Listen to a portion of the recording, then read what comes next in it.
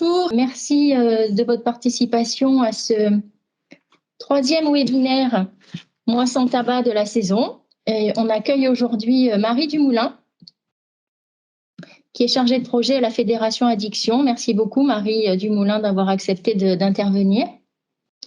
Pour le CRES, nous sommes Lisbeth Fleur, responsable de la communication au CRES.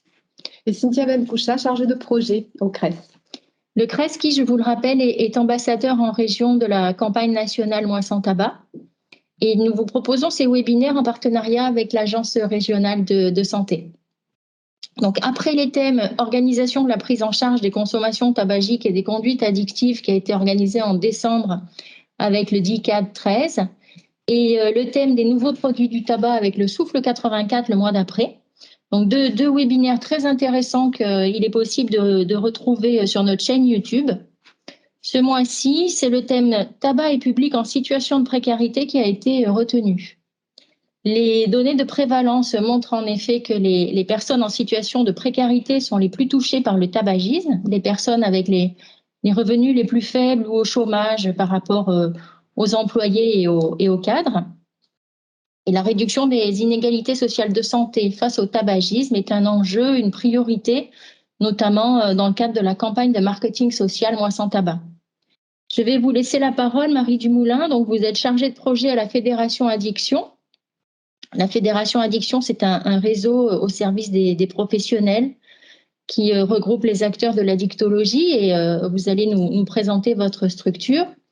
Et votre intervention va notamment porter sur un kit d'intervention récent qui propose une méthodologie aux professionnels au contact des publics en situation de précarité pour les accompagner dans la réduction du tabac. Marie Dumoulin, vous pouvez lancer votre présentation, on vous écoute.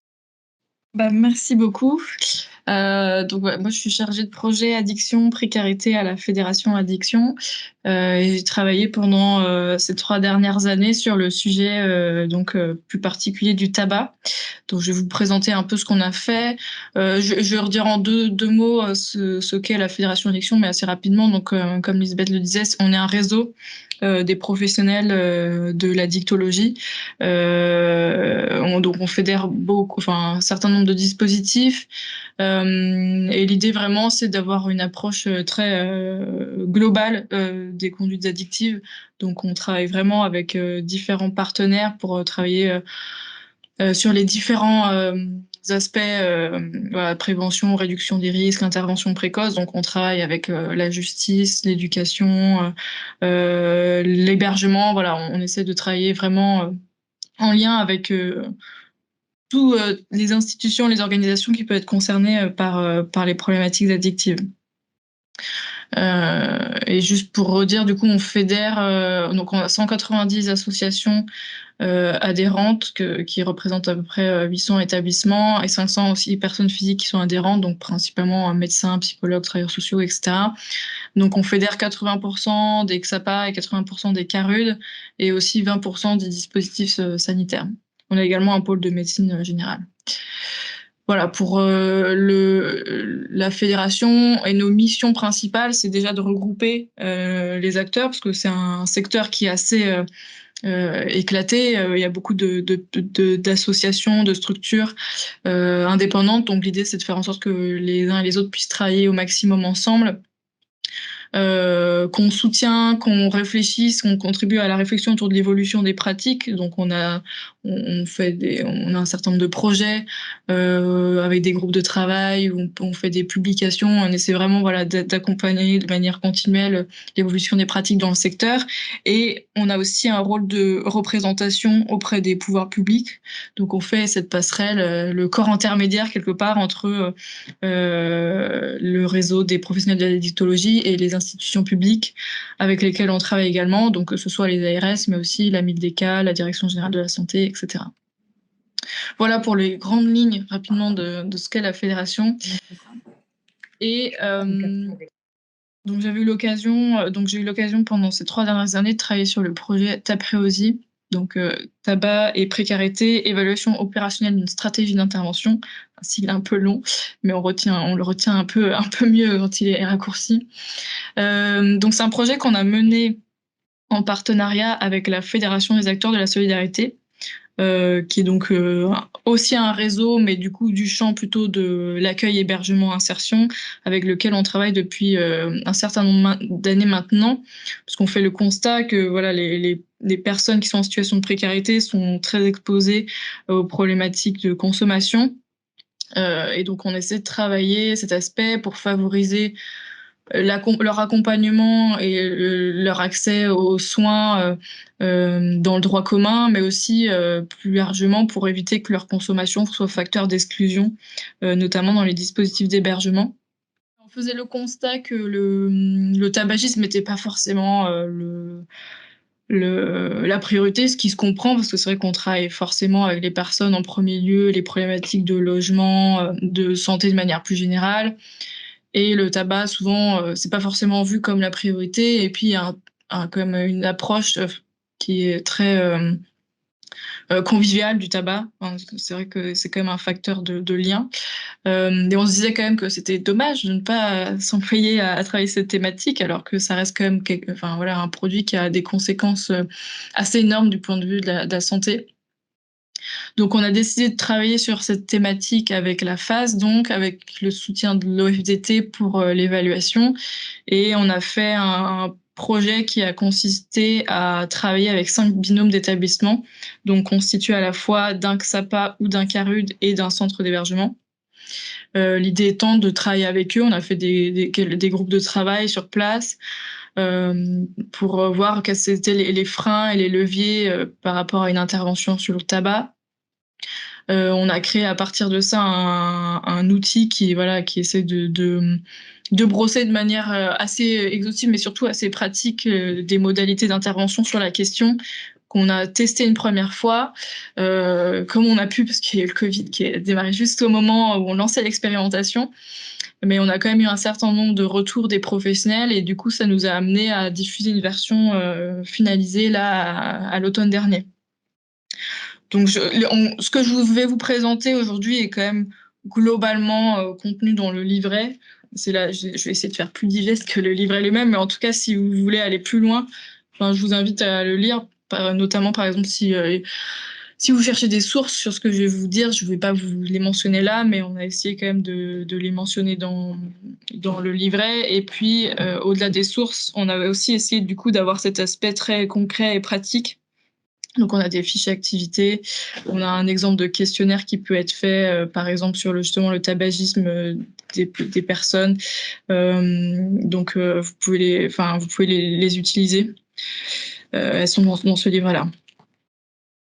Juste pour revenir sur l'évaluation qui a été faite par l'OFDT, donc voilà, le Covid, ça a quand même limité la mise en œuvre des actions, notamment collectives, parce qu'il y avait beaucoup de choses qui étaient envisagées du point de vue collectif, comme l'expérimentation, elle était menée dans des centres d'hébergement. Donc c'est vrai qu'il y avait une vraie volonté des professionnels de travailler ça de manière un peu conviviale, et du coup ça a été un peu limité, mais il y a quand même eu des retombées en termes sur les perceptions notamment. Parce que c'est toujours difficile d'évaluer l'évolution de la prévalence quand on est sur des durées si courtes, mais on se disait quand même que c'était intéressant d'évaluer les retombées sur, par exemple, la prise en compte des risques par les professionnels et par les personnes. Donc, on a vu des premiers effets là-dessus.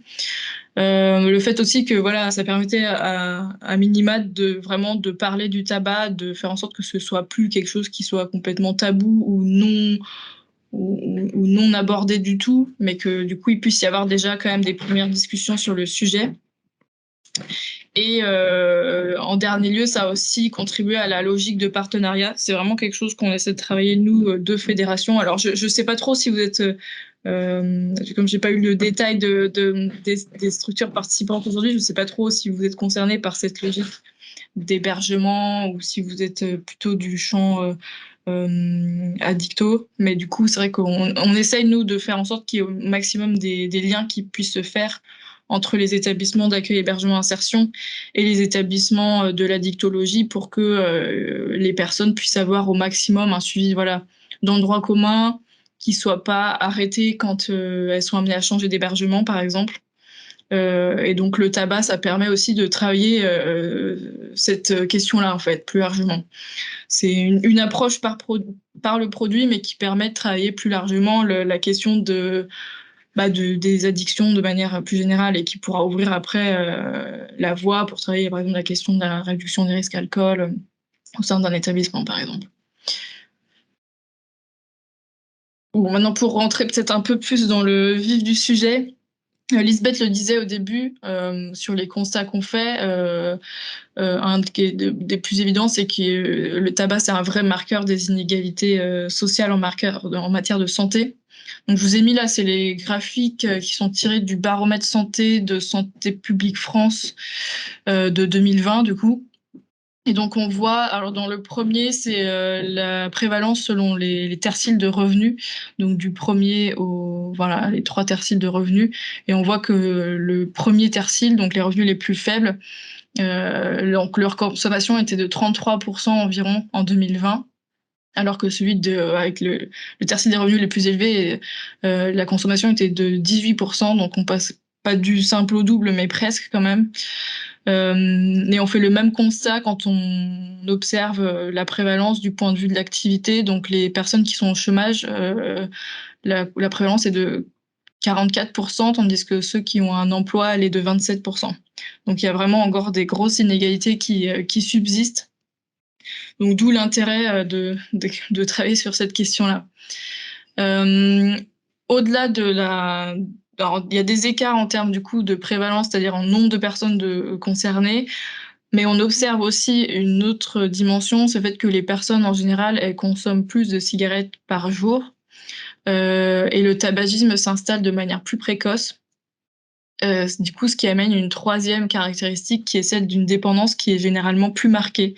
Voilà, du point de vue de la dépendance nicotinique, j'entends, qui est plus importante pour les personnes qui sont en situation de précarité. Donc voilà un peu quelque part les caractéristiques de la consommation chez ces personnes-là. Les principales raisons pour lesquelles il y a ces écarts de prévalence, c'est déjà il y a les conditions de vie qui sont souvent invoquées.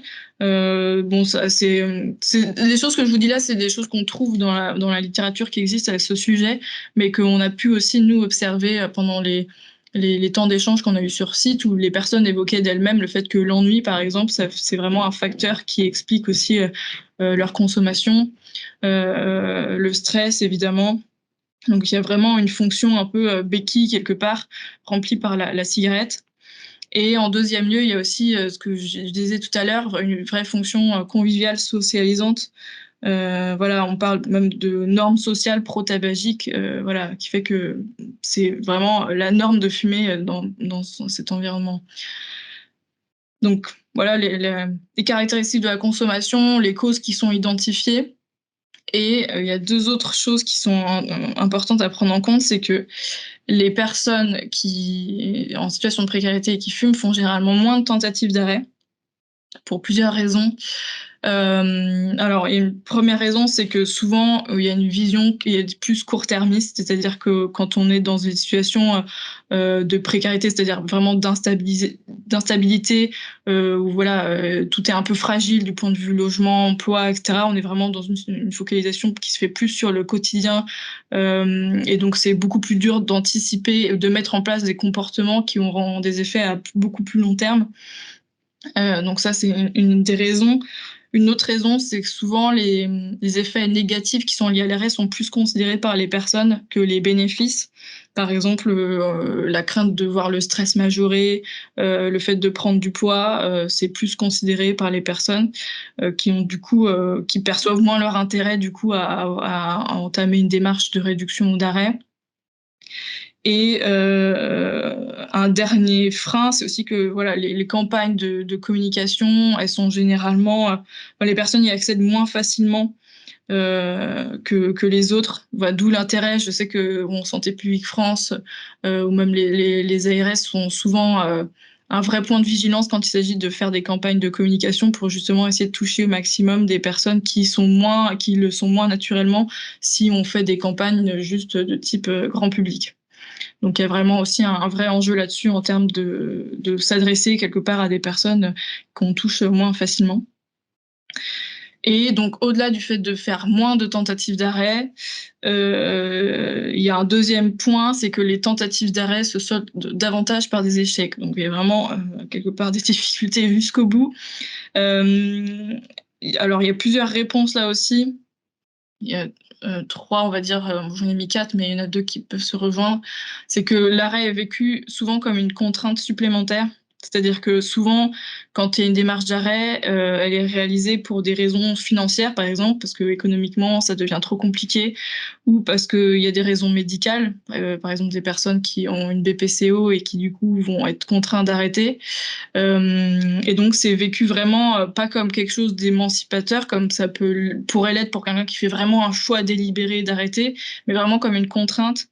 Donc ce qui fait que des fois il y a une plus grande nostalgie du tabagisme passé qui peut conduire à la personne du coup à recommencer parce qu'elle n'a pas fait vraiment de son propre chef, mais que c'était vraiment une contrainte subie.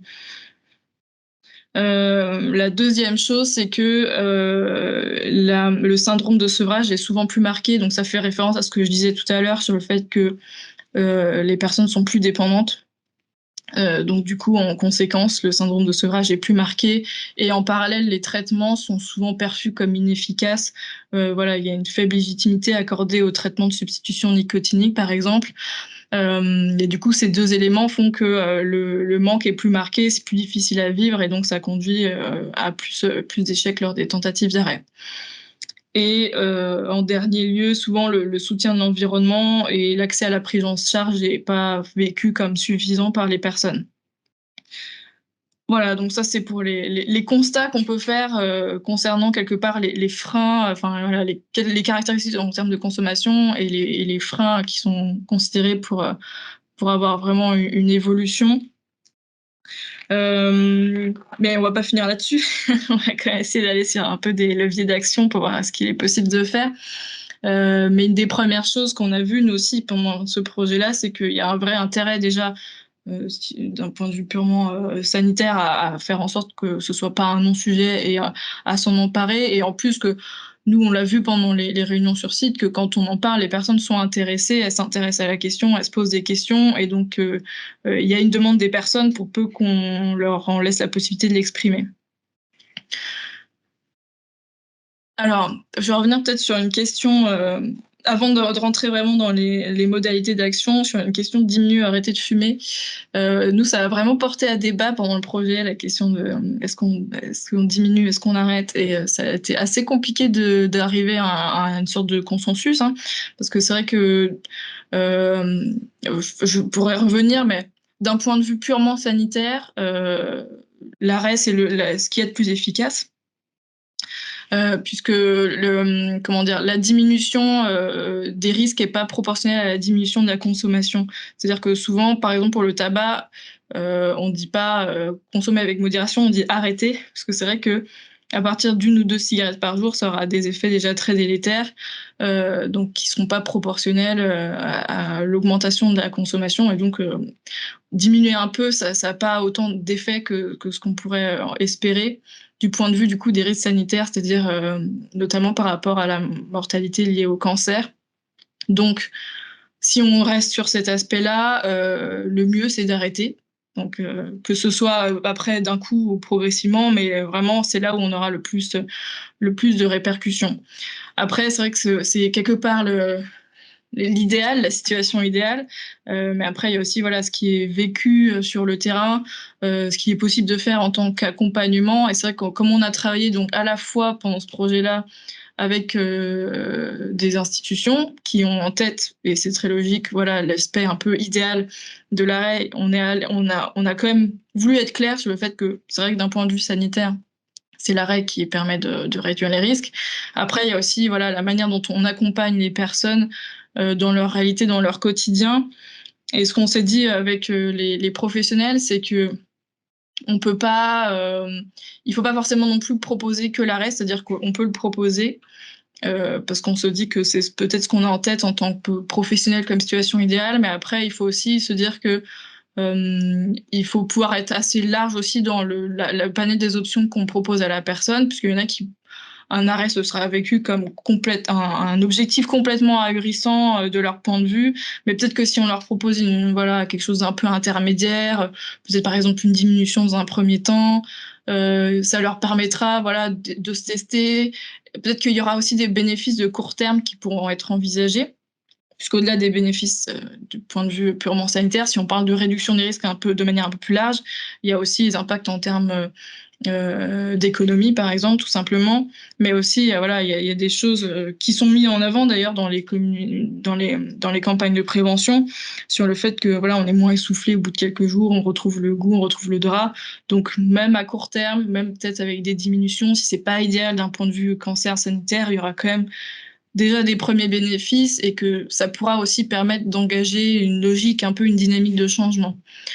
Donc voilà, l'idée, c'est un fil pas forcément évident à garder, mais de se dire qu'il faut pas, même si arrêter, c'est sans doute l'idéal, il faut pas non plus rester que sur cette logique-là, ne proposer que ça, sinon on risque de perdre des gens aussi, et c'est le risque de perdre des gens en cours de route, quoi. Donc adapter aussi au maximum ce qu'on peut proposer en termes de possibilités, de solutions par rapport aux personnes qu'on a en face.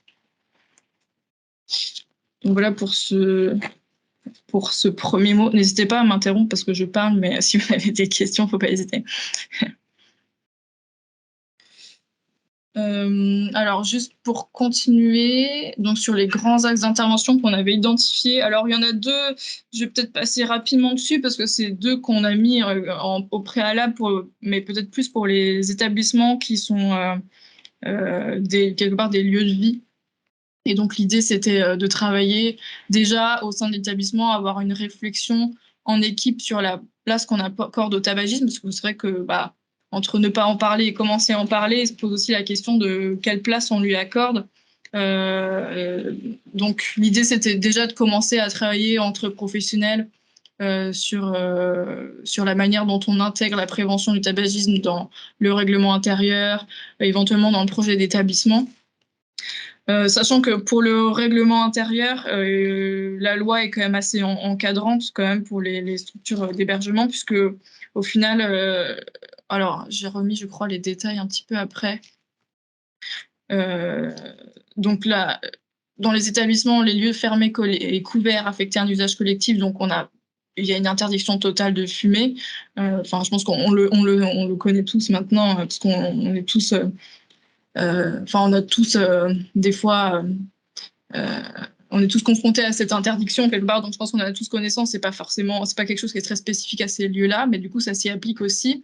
Après, il y a les possibilités de créer des zones fumeurs, mais il y a vraiment des conditions qui sont très spécifiques. Et en deuxième lieu, l'interdiction de fumer peut pas s'étendre aux chambres. Donc je pense au centre d'hébergement, par exemple. Puisque les chambres sont considérées comme le domicile de la personne. Après, se pose la question quand même de la cohabitation. Donc, l'idée de faire en sorte que des non-fumeurs ne soient pas avec des fumeurs pour pas qu'ils aient à subir le tabagisme passif dans la mesure où c'est possible. Et pour éviter le risque d'incendie, il y a quand même aussi quelques règles qui peuvent être mises en place. Mais l'idée étant quand même que du point de vue légal, comme il y a vraiment une notion de domicile, l'interdiction ne peut pas s'étendre aux chambres. Donc, il y a vraiment, de ce point de vue, on est vraiment comme dans un aspect du point de vue législatif, il y a quand même une notion de... ça permet en tout cas de faire en sorte que les établissements ne soient pas dans un univers qui soit quelque part en faveur du tabagisme, puisque il y a quand même des limites. En même temps, ça permet aussi finalement de ne pas non plus totalement reléguer la cigarette en dehors de l'établissement. Je dis ça parce que pour travailler un peu sur la question de la réduction des risques de manière générale, pas que tabac, mais aussi alcool, on voit aussi que quand on est dans une notion d'interdiction pure et simple, ça crée un tabou sur la question. Et après, c'est très difficile d'appréhender ça avec les personnes qu'on accompagne, puisque quand il y a vraiment un interdit, c'est plus difficile d'en parler. C'est plus difficile c'est plus difficile de parler de quelque chose qui n'est pas censé exister quelque part. Donc c'est vrai que la législation est très claire et du coup ça permet d'être quand même un peu sur de pas être dans un environnement pro-tabagique, mais en même temps d'avoir aussi de pouvoir voir qui fume, à qui on peut en parler, avec qui on peut créer un échange sur cette question-là. Le deuxième levier qu'on met, c'est vraiment travailler avec les professionnels de santé, donc que ce soit les professionnels spécialisés, tels que les XAPA ou CARUD, mais aussi les médecins traitants, tous ceux finalement qui ont notamment la possibilité de prescrire des substituts nicotiniques. Voilà, c'est quand même vraiment quelque chose d'important parce que la prise en charge du tabagisme, c'est assez spécifique. Voilà, c'est aussi de savoir quand même dans une certaine mesure quel dosage on peut mettre, comment on ajuste au fur et à mesure. Et comme c'est une approche qui est voilà, assez spécifique, l'idée c'est qu'on peut avoir soit en tant que professionnel non spécialisé un minimum de connaissances pour pouvoir aborder la question avec les personnes, pouvoir donner quelques informations sur les aides existantes, mais qu'après, il y aura, si vraiment la personne veut avoir vraiment un accompagnement plus précis par rapport à son statut tabagique, le mieux, c'est quand même qu'elle puisse avoir accès à des professionnels de santé et pour avoir déjà cette expertise quelque part, et aussi pour pouvoir avoir vraiment une notion d'accompagnement dans la durée, et donc qu'il soit pas dans le cas où les personnes sont accompagnées, par exemple, dans un hébergement qui n'est pas le leur, que ce soit pas amené à être interrompu si jamais elle change d'établissement. Donc c'était vraiment voilà, le deuxième axe un peu préalable, mais qui s'inscrit après en continuité de tous les autres axes d'action, puisque vraiment à chaque fois, dans les différentes modalités que je vais vous présenter après, ça peut se faire du coup en lien avec ces professionnels-là qui peuvent être en appui et apporter des réponses un peu plus précises aux personnes le moment venu. Et donc dans la partie un peu plus accompagner les personnes. Alors une des premières choses qui rejoint du coup c'est ce que je disais sur voilà, c'est sur le fait de lever un tabou et surtout voilà de commencer à engager un dialogue parce que c'est voilà, c'est pas forcément quelque chose dont on parle, en tout cas la consommation de tabac, c'est voilà, c'est tout le temps, c'est au quotidien, c'est quelque chose qui est finalement invisibilisé parce que c'est tellement présent qu'on ne le voit plus. Et du coup, voilà, on a travaillé sur plusieurs axes.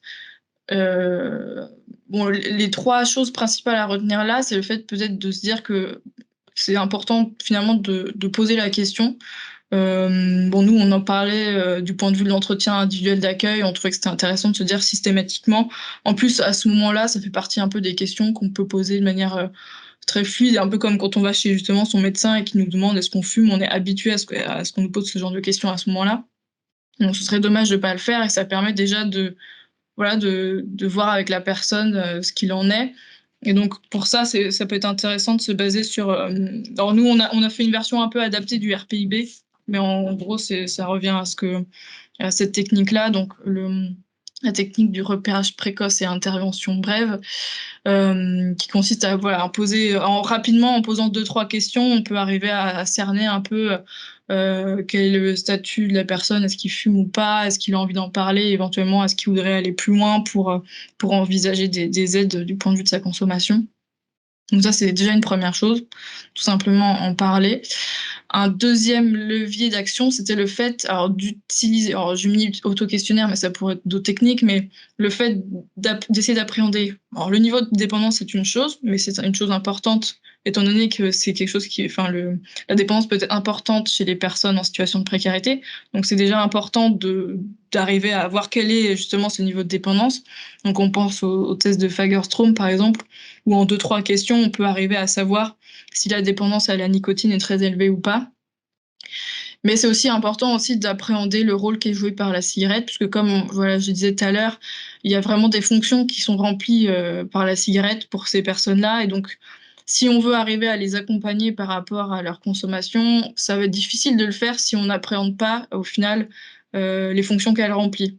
Donc, il y a le test d'Orne, par exemple, mais il y a aussi d'autres outils. Je sais qu'un outil intéressant, c'est celui qui est fait par le CRIPS Île-de-France, avec des cigarettes. En plus, c'est un peu ludique, mais ça permet vraiment d'essayer de voir à quel moment la personne fume dans la journée, quelle fonction ça remplit. Voilà. Et un dernier levier d'action aussi, c'est le fait de passer par l'aspect un peu convivial. C'est quelque chose qui marche bien et de manière générale pour les personnes, c'est vrai que des choses un peu académiques, ça peut être pas forcément. Ça peut marcher aussi parce qu'il y a des personnes qui sont intéressées, qui ont envie d'avoir des informations, mais c'est vrai que l'aspect convivial marche vraiment bien aussi dans les établissements pour les professionnels, pour commencer à attraper la question par ce biais-là et pour aller plus loin par la suite. Mais du coup, l'autre face de la pièce, c'est quand même d'essayer en contrepartie de se passer de la cigarette comme levier, comme de lien avec les personnes, parce que c'est vrai que ça implique du coup soi-même en tant que professionnel de se poser la question de la place qu'on donne à la cigarette, et de se dire que éventuellement essayer de proposer des alternatives à la pause cigarette pour pas que ce soit un peu le rituel partagé et faire en sorte de déconstruire tout ça en fait pour pas que ce soit vécu comme vraiment un levier du lien social et essayer de mettre autre chose en place. Donc c'est les 3 leviers de ce point de vue-là, c'est vraiment en parler le plus possible, mais en parler pas que du point de vue qualitatif, parce que c'est pas le seul élément à prendre en compte quand on veut accompagner les personnes, et aussi le fait de pouvoir y accéder par l'aspect un peu ludique, convivial, et en même temps en contrepartie de pas faire de la cigarette un levier du lien social, enfin de plus en faire un levier du lien social. Voilà, sur ce premier axe au niveau de l'accompagnement. Un deuxième, ce serait, si j'arrive à passer, celui d'apporter des réponses. Et du coup, ça va rejoindre la question qui était posée tout à l'heure sur les a priori. Parce que c'est vrai que quand on se rend compte, un des freins que j'évoquais, c'était la méconnaissance des outils existants ou alors des a priori sur ces outils-là et leur efficacité. Donc vraiment, un des leviers d'action, c'est justement d'aller apporter des réponses. Soit parce qu'elles arrivent, soit justement d'aller un peu les devancer en favorisant des temps d'échange, avec éventuellement aussi des professionnels qui pourront aller un peu plus loin dans des réponses un peu plus techniques sur la question. Mais l'idée, c'est de rendre à minima accessibles les informations sur, par exemple, le fait qu'il y a des outils qui existent, qui sont efficaces et qui sont, par exemple, les traitements nicotiniques de substitution sont pris en charge. Donc, du point de vue ne serait-ce qu'économique, c'est vraiment intéressant pour les personnes. Et après, essayer aussi de déconstruire les idées reçues. L'effet anxiolytique, souvent, les personnes pensent que le tabac, ça permet de réduire le stress, alors qu'au final, c'est l'inverse. Je parlais tout à l'heure de la dangerosité de la nicotine, le fait qu'il y a encore des idées reçues là-dessus, donc ça peut permettre de les déconstruire. Les risques liés à la cigarette sont aussi souvent minimisés. Donc vraiment, c'est important aussi d'aller un peu déconstruire les idées reçues et en parallèle d'aller valoriser les outils qui existent et qui sont multiples, donc que ce soit le fait qu'on puisse avoir un soutien de professionnels, accès à des traitements qui soient pris en charge et efficaces, et après pour ceux aussi qui n'ont pas forcément envie de prendre rendez-vous, il y a Tabac Info Service par exemple. Je profite de parler d'ailleurs de Tabac Info Service parce que c'est vrai que c'est un outil qui est intéressant et il y avait eu des études de fait au Royaume-Uni comme quoi c'était un type d'aide qui était efficace auprès des publics en situation de précarité, c'est-à-dire le fait d'avoir des rappels par téléphone, d'être sollicité, d'avoir un lien quelque part qui nécessite pas forcément de se déplacer. Donc c'est vraiment un outil qui peut être intéressant à proposer aux personnes aussi en situation de précarité, d'autant que ça permet d'avoir accès, alors je sais plus s'il y a un nombre défini, mais ça permet d'avoir accès à des consultations avec des tabacologues de manière gratuite. Et en plus, il y a aussi, si c'est jugé pertinent, je crois qu'on peut aussi avoir des consultations avec des médecins, des nutritionnistes aussi par ce biais-là. Donc ça peut vraiment permettre à la personne d'avoir différentes réponses à ces questions.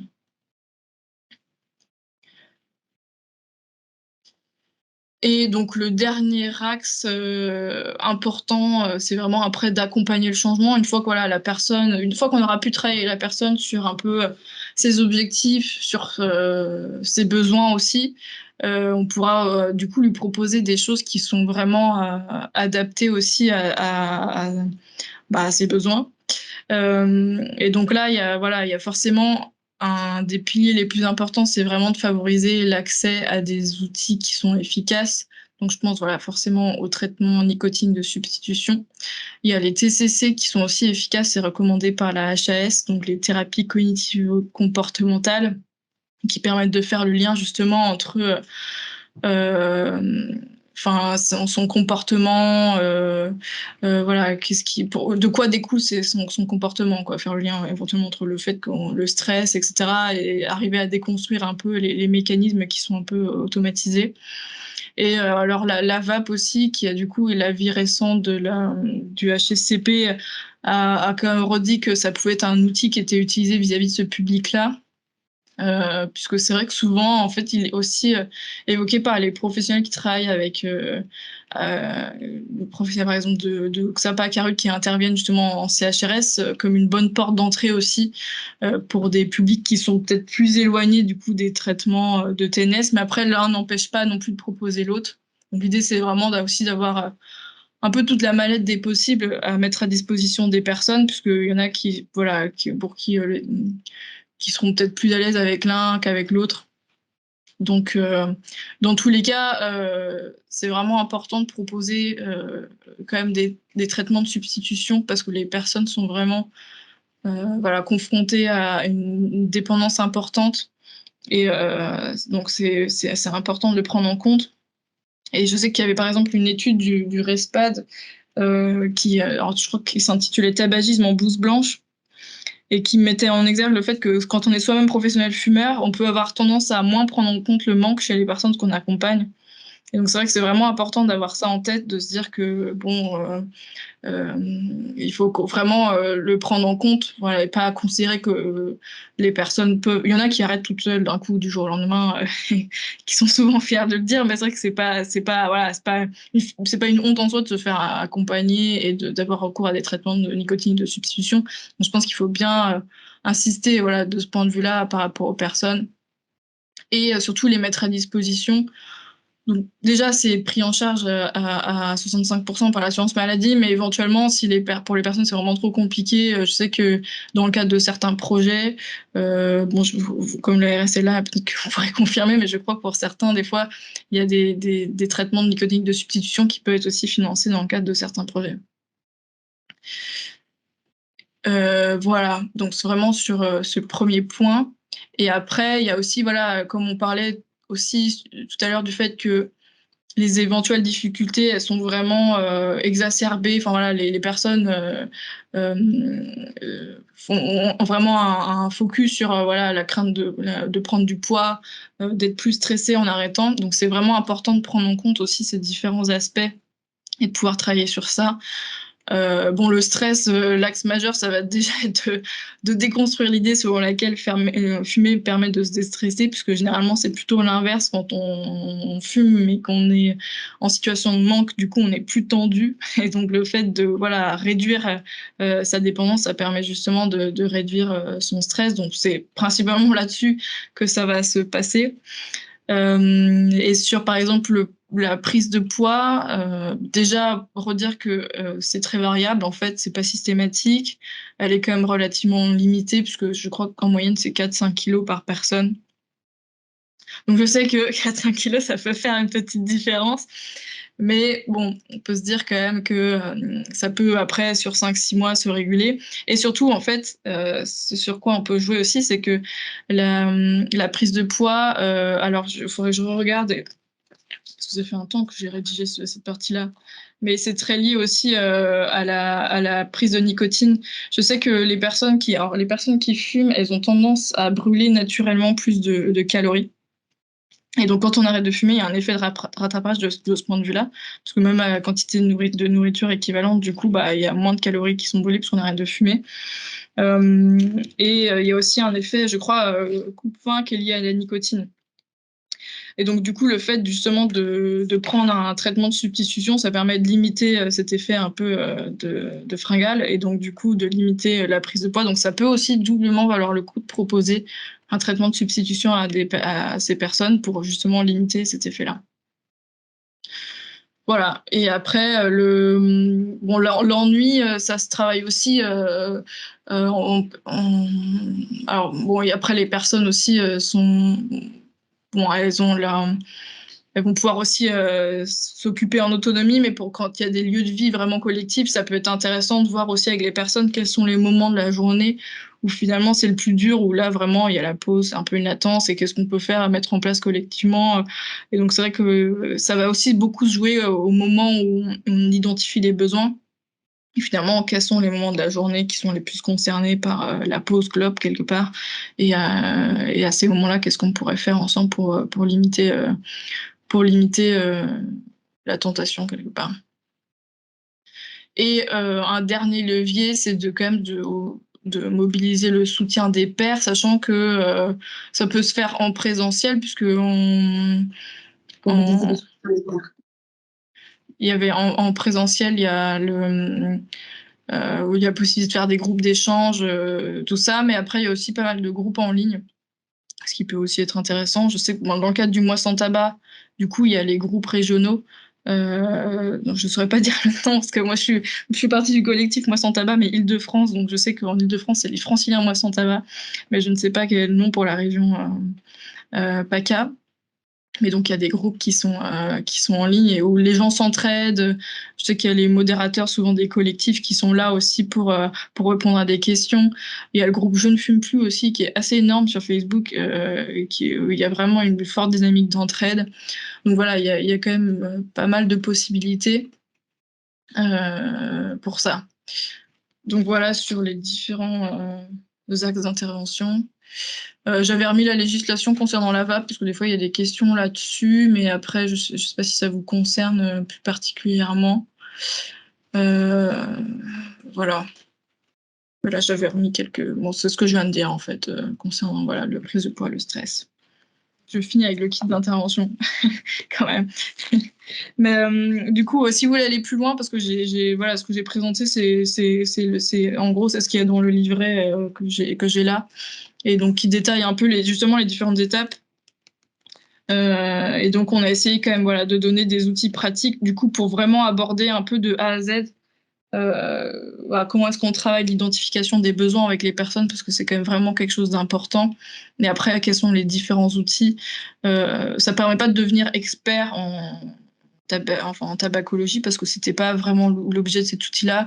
En plus, il y a le guide Premier geste en tabacologie du RESPAD qui est vraiment très bien fait pour pouvoir justement avoir un peu plus cette expertise en termes notamment d'outils de substitution. Donc là, on en parle pour que les professionnels quelque part, ça permet d'avoir un peu le degré minimal de connaissance quand il s'agit de présenter les outils aux personnes qu'on accompagne. Après, il s'agit vraiment d'aller plus loin dans la substitution, il y a d'autres choses qui permettent justement d'avoir un peu plus de connaissances là-dessus. Voilà. Je ne sais pas si vous avez des questions.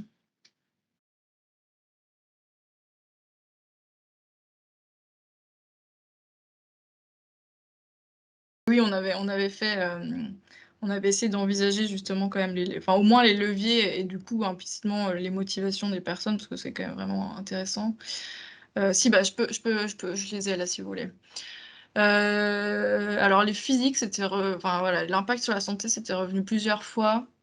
La santé de son entourage, c'était pendant toutes les réunions locales, il y avait, voilà, c'était revenu. Le fait de diminuer plutôt qu'arrêter dans un premier temps, donc avec quand même une logique de progressivité, ça pouvait être un levier aussi. Le coût financier était revenu souvent. Voilà, et après, sinon, le fait de reprendre un peu possession voilà, de soi, de sa santé, etc. Vraiment être dans une logique un peu d'empowerment, si je veux dire. Et après, c'est vrai que au-delà des motivations, il y avait aussi voilà, le fait d'avoir le remboursement des substituts, avoir une bonne connaissance, avoir un accompagnement gratuit, individuel. Voilà. Mais c'est vrai que sur les motivations, on est vraiment sur, l'impact sur soi, son entourage, heu et le coût financier avec quand même joue quand même aussi, ouais.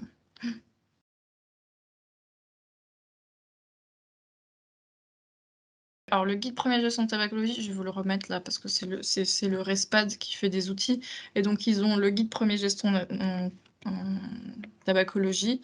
Ils ont aussi une grande affiche qui reprend les principes du RPIB tabac. Donc si vous voulez, reprendre les grandes étapes, ça peut être intéressant aussi. Et après la Fédération Addiction sur le sujet, on a fait donc ce guide-là, tabac et précarité l'an dernier et sinon on avait fait aussi un guide sur jeûne et tabac, qui n'est plus accessible en format papier, mais je peux vous remettre le lien parce qu'il est aussi toujours sur internet. Et donc qui donne des pistes, lui, plus, pour, parler de cette question-là, du coup, avec des jeunes.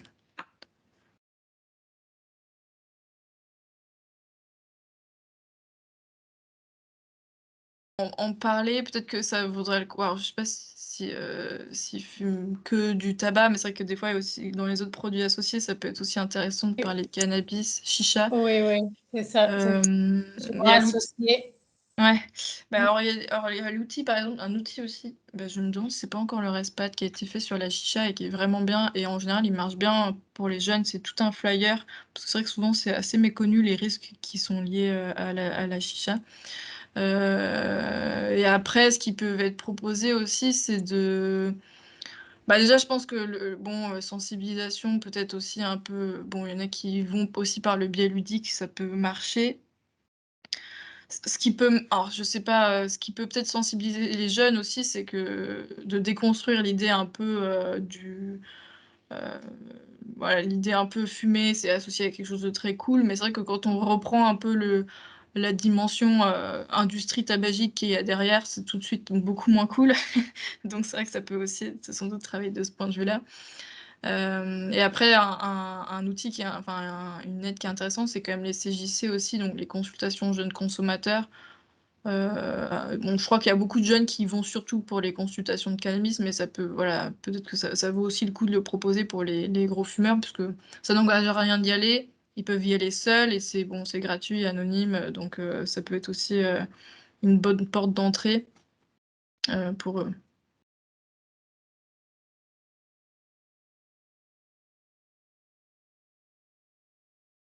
Sur le coût en général, nous on avait mis des petites fiches à la fin justement pour, une des choses qui peut être travaillée, c'est par exemple de faire un atelier, je sais que par exemple dans les centres d'hébergement, des fois il y a déjà des ateliers budget pour travailler sur la question un peu de l'autonomie financière et donc ça peut aussi être abordé, de ce point de vue-là pour, voilà sensibiliser aussi à la question de l'impact économique. Donc on avait mis aussi, des petites fiches à la fin pour que les personnes puissent calculer, combien ça leur coûte, de consommer du tabac, et après alors je sais que pour alors je crois pas qu'il y ait de calculateur pour les traitements nicotiniques parce que bon, normalement, ils sont pris en charge et s'il y a une mutuelle, ils sont pris en charge à 100 donc ce sera toujours avantageux. Pour la vape, il y a un calculateur aussi en ligne qui permet de comparer donc le coût qui est lié, les économies qu'on ferait en utilisant la vape plutôt que la cigarette et en général, c'est plutôt bien. Et sinon, donc il y a oui, de fait, la possibilité donc des fois de faire financer par des projets. Après, il y a aussi, en ce qui concerne la vape, il y a par exemple l'association La Vape du Cœur, qui a tout un programme de mise à disposition de vape, mais aussi d'ateliers où du coup ils accompagnent à la prise en main de cet outil-là, par les professionnels et les personnes. Donc ça peut aussi, c'est vraiment aussi l'intérêt peut-être d'avoir un projet, c'est que du coup ça fait aussi vraiment, c'est pas que donner aux personnes, mais c'est aussi accompagner les personnes dans la prise en main, voilà, avec, des substituts ou alors éventuellement de la vape. Puisque dans tous les cas, c'est pas forcément quelque chose qui se, fait bien et c'est quelque chose qui peut être bloquant aussi d'ailleurs quand, bah, c'est mal enfin «mal» entre guillemets, pas utilisé de manière appropriée par rapport à ses besoins. Voilà, si on est en sous-dosage. Bon, le surdosage, je crois que c'est rarement très embêtant, au final, mais les sous-dosages, du coup, on a l'impression d'être toujours en manque, donc on consomme toujours. On a l'impression, du coup, qu'on est dans une situation un peu d'échec. Donc c'est vrai que c'est d'où l'intérêt aussi d'avoir vraiment un accompagnement à l'appropriation, quoi, pour que ce soit aussi, régulé, selon, les besoins de la personne. Mais ouais, sur la question du budget, bon, c'est vrai que c'est toujours avantageux sur le long terme, du coup, de se passer de la cigarette. Après, c'est vrai que, du coup, sur le coût d'entrée, voilà, il y a des pistes, soit projets, soit avec des associations, donc la Vape du Cœur en est une, pour y avoir accès plus facilement.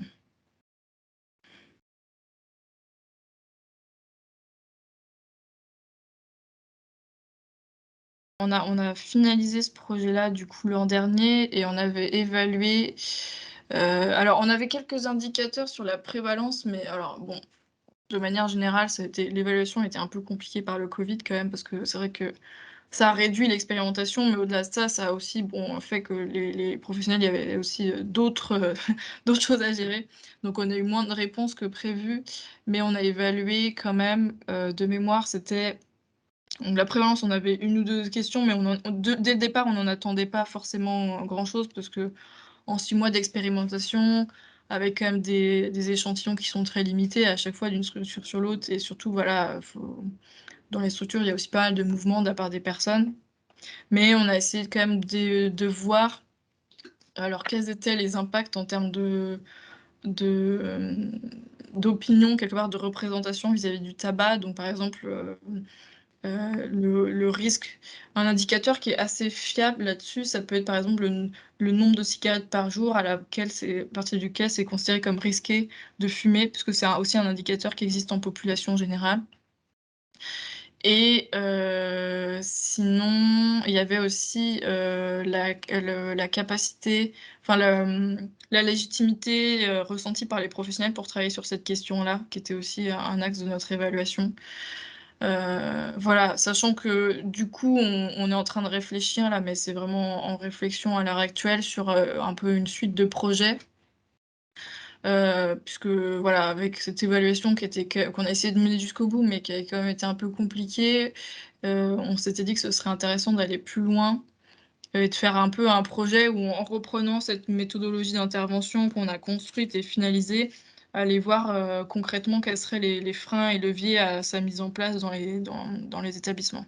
Donc on est en train de réfléchir sur une suite de projets pour travailler sur cette question-là et ça permettrait aussi d'avoir une réflexion un peu plus large sur, quels sont les leviers pour les professionnels? Donc là, notre porte d'entrée, ce serait vraiment les professionnels de l'accueil, hébergement, insertion quand on veut travailler sur, les problématiques addictives. Voilà, donc qu'est-ce qui facilite quelque part l'appropriation de cette question ou qu'est-ce qui la freine? Pour que nous, après, en tant que fédération, on puisse, prendre en compte ces aspects-là dans nos prochains projets. Mais c'est vraiment, voilà, réflexion pour l'instant. Mmh.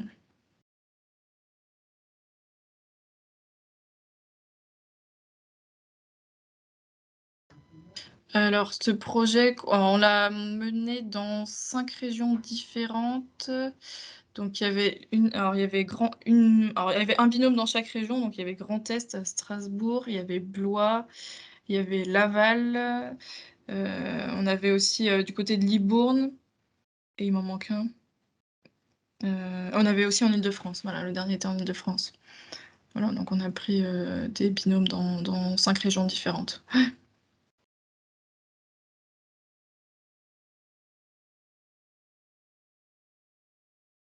Alors nous, comme on est des 2 réseaux de professionnels, non, justement, on a une action qui est plutôt tournée en direction des professionnels pour toucher indirectement les personnes et donc là, en fait, l'outil qu'on a construit là, ce livret qu'on a construit pendant ce projet, il est vraiment destiné aux professionnels eux-mêmes, pour qu'ils puissent avoir justement, des idées d'actions concrètes, voilà, adapter leurs pratiques, ou même leurs projets d'établissement sur cette question-là.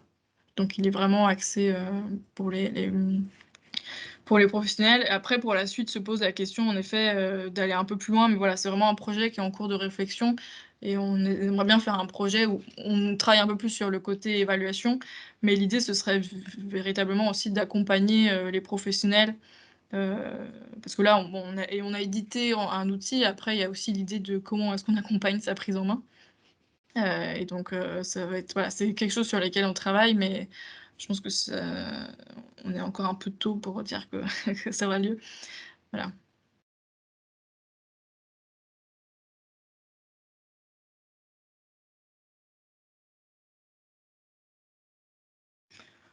Non, toute honnêteté, c'est vrai que nous, comme on avait du coup une approche beaucoup plus terrain, on s'est pas forcément, on s'est pas forcément attardé sur cette question. Il y avait quand même quelque chose qui ressortait, pendant les réunions locales et on s'est dit que ce serait intéressant aussi de le faire remonter, parce que je sais, par exemple, Santé publique France, donc qui mène Moi sans tabac, ils sont vraiment, très attentifs à cette question et je crois qu'ils viennent de ressortir d'ailleurs des outils de communication destinés du coup à toucher des personnes, alors pas forcément en situation de précarité d'ailleurs, mais peut-être avec, le niveau socio-économique, pas les plus élevés. Donc ils ont fait des outils récemment pour toucher, voilà, pas que des cadres, on va dire. Mais après, ce qui ressortait, nous, dans les réunions locales, c'était aussi la question de l'accessibilité, au niveau de la langue. Parce que des fois, c'est voilà, des personnes qui ont soit un niveau de littératie pas élevé, soit voire même des fois, qui sont pas familiers de la langue française. Donc par exemple, une des demandes qu'on n'a pas pris en compte dans ce projet-là parce que c'est un vrai travail à part entière, mais par exemple, un des axes de travail, ça pourrait être d'avoir des documents en différentes langues, ou des documents alors je sais que par exemple, Santé publique France a, un livret en français, facile à lire et à comprendre qui s'appelle Tout à fait. Arrêtez de je sais plus le nom du livret, mais il est référencé dans l'outil, mais j'ai un trou dans l'immédiat. Mais il y a un livret qui est en français facile à lire et à comprendre. Les outils qu'ils ont fait récemment, je crois qu'ils sont aussi dans cette optique-là. Et voilà, et c'est vrai qu'un des derniers axes, ce serait éventuellement la traduction. C'est vrai que ça pourrait être aussi intéressant parce qu'il y a aussi, voilà, dans les CADA, comment est-ce qu'on travaille cette question-là avec les publics qui y sont reçus? Parce qu'il y a aussi, voilà, c'est aussi des publics qui peuvent être concernés. Mais après, en termes de grand public, j'avoue que je vais pas m'étendre là-dessus parce que je pense que Santé publique France, ils ont dû largement réfléchir aussi à la question du point de vue, parce que comme ils sont très tournés vers le marketing social et que le marketing social est vraiment un enjeu à découper selon les différentes cibles qu'ils visent, donc je pense qu'ils ont aussi réfléchi de leur côté à ça.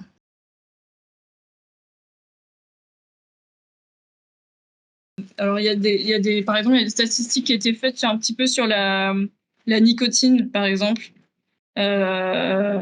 Donc c'est un sondage qui avait été fait par alors c'était BVA et Sovap qui disait que 78% des personnes interrogées considèrent que la nicotine est cancérigène. Enfin, il y a encore des incompréhensions sur la distinction entre la nicotine elle-même, son effet addictogène, mais qui n'a pas en elle-même d'effet délétère, et le reste des composants de la cigarette.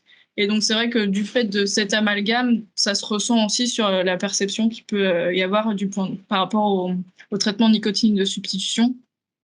Donc c'était aussi un des axes d'intervention que nous on essayait de mettre en avant. C'était l'idée, voilà, de déconstruire aussi ces idées reçues par rapport aux personnes, puisque les TNS, il y a une efficacité qui est plus approuvée, enfin en tout cas qu'il a été largement. Et donc, et en plus, comme ils sont pris en charge, ça vaut vraiment le coup de faire en sorte que les personnes en aient une meilleure connaissance. Et donc, c'est vraiment un axe d'intervention majeur, quoi. Question, nous allons conclure. Encore tous nos remerciements à vous, Marie Dumoulin, pour ce contenu. Et puis, on se donne rendez-vous pour notre prochaine session le 24 mars 2022 autour du thème modalités de sevrage tabac, évaluation et mise en pratique. Ce sera avec le docteur Isabelle Weinberg-Ricard, qui est praticien hospitalier et addictologue au centre hospitalier d'Avignon. Et voilà, à nouveau, merci. À très bientôt.